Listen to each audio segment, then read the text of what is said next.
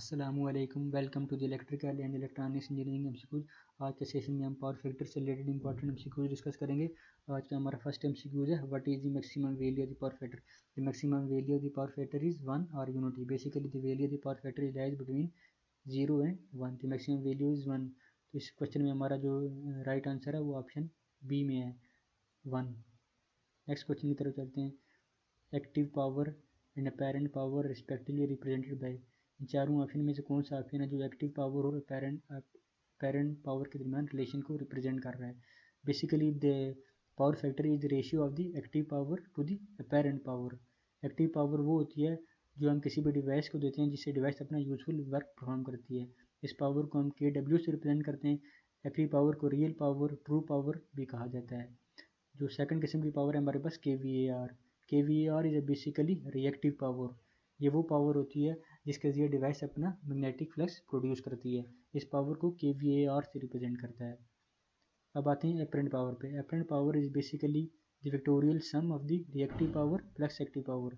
Active power और reactive power के sums को मिला के हमारे पास जो पावर बनती है वो एपरेंट पावर बनती है। तो इस क्वेश्चन में हमसे पूछा गया है कि एक्टिव पावर और एपरेंट पावर का कौन सा रिलेशन करेक्ट है। इस क्वेश्चन में हमारे पास जो आंसर बन रहा है option D is the right answer, KVA and KW। KW is active power and KVA is apparent power. Next question की तरफ चलते हैं। Which among the following happens in low power factor. Basically power factor के बारे में हमने अभी पढ़ा है। Power factor is basically the ratio of the active power to the apparent power. If the power factor is low then the KVA rating of the device should be large.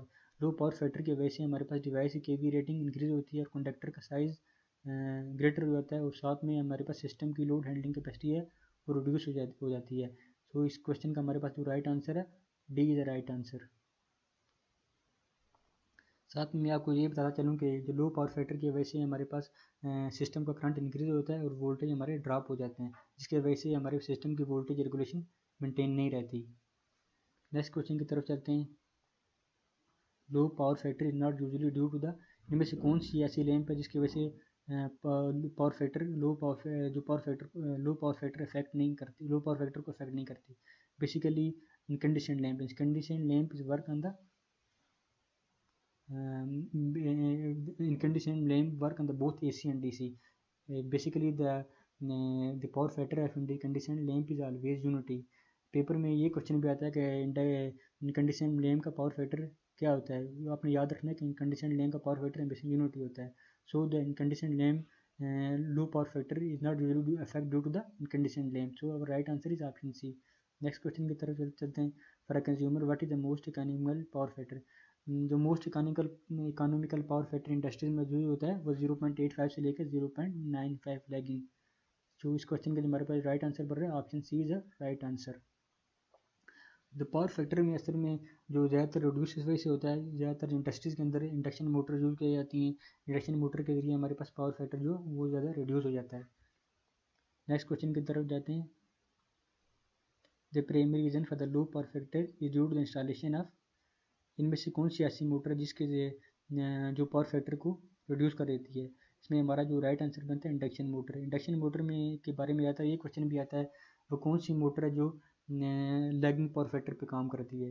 वो हमारे पास जो induction motor basically work on the lagging power factor. Induction motor का जो power factor होता है वो 0.8 lagging, आपने याद रखना है। ये पेपर में ये क्वेश्चन आता है कि इंडक्शन मोटर का पावर फैक्टर क्या होता है। आपने याद रखना है कि 0.8 लैगिंग पावर फैक्टर होता है इंडक्शन मोटर का।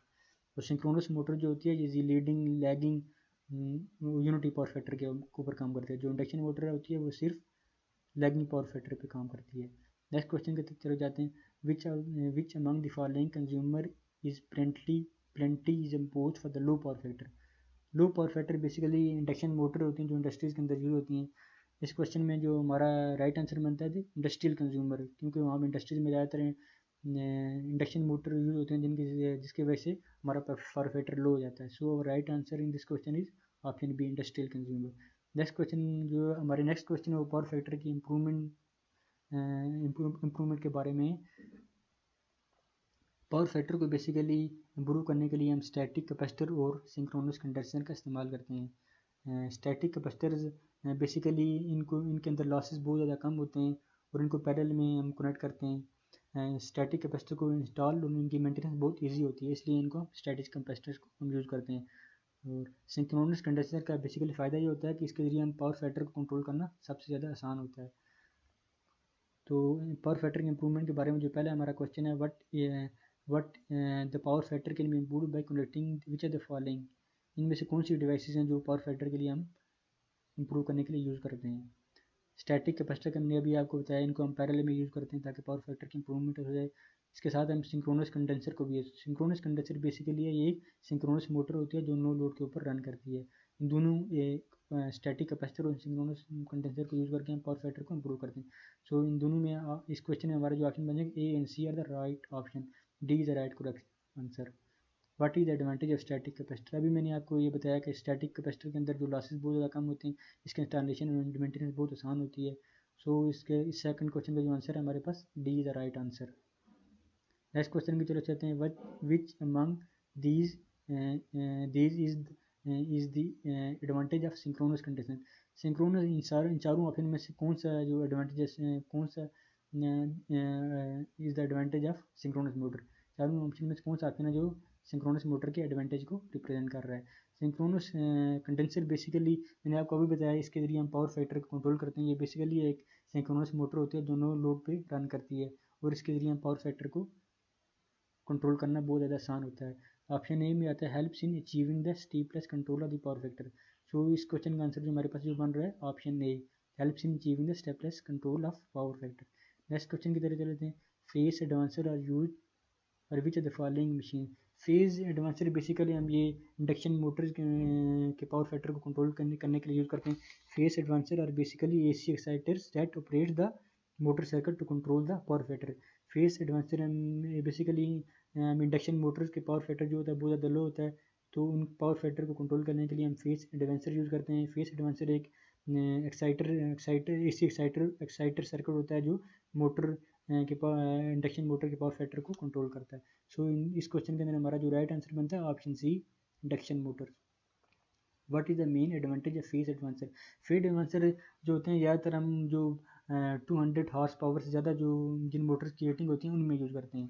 अब डिसएडवांटेज ये है इनको जो फेस एडवांसर को can not be use for the motor below the 200 horse power.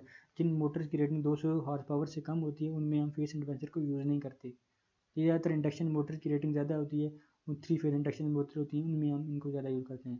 Next question की तरफ जाते हैं। The most suitable location for the power factor improvement device.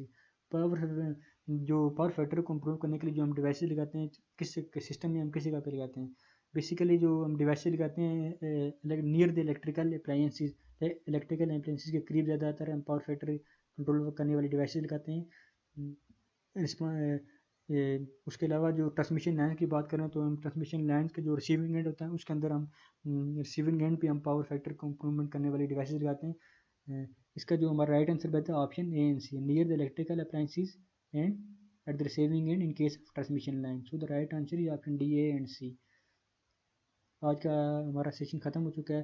Kindly इस चैनल को लाइक और सब्सक्राइब करें और बेल आइकन पर जरूर क्लिक करें ताकि आने वाली जो हमारी न्यू वीडियोज़ आएंगी उनका नोटिफिकेशन आपको टाइम पर मिल सके। Thank you so much.